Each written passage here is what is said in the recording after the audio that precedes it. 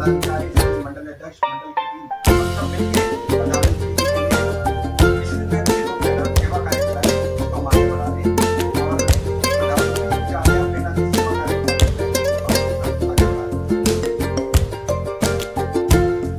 हमारी पार्टी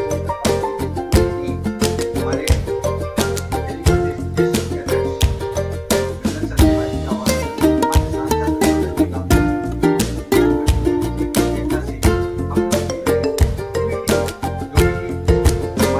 पंजाब में जो बाहर से लोग उनको कहीं ना कहीं सपोर्ट करने की मजबूरी जो है दक्षिण दिल्ली जिला की और दिल्ली प्रदेश की तरफ से जो भी सामग्री और हमारा लक्ष्य हमारी दक्षिण दिल्ली जिला की तरफ से पूरा एक ट्रक यहाँ पर जिसमें जो जरूरत के साथ दालें हो गई, चावल हो गए, हमने मिलकर कोशिश है कि किसी को डरते नहीं हम के साथ बैठ के एरिया बात करेंगे क्या चीज हमारे लिए डरने ना हो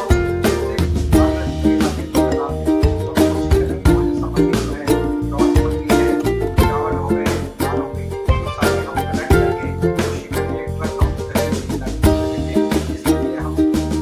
काम जो है दक्षिण दिल्ली जिला की अध्यक्षा बहन माया हमारे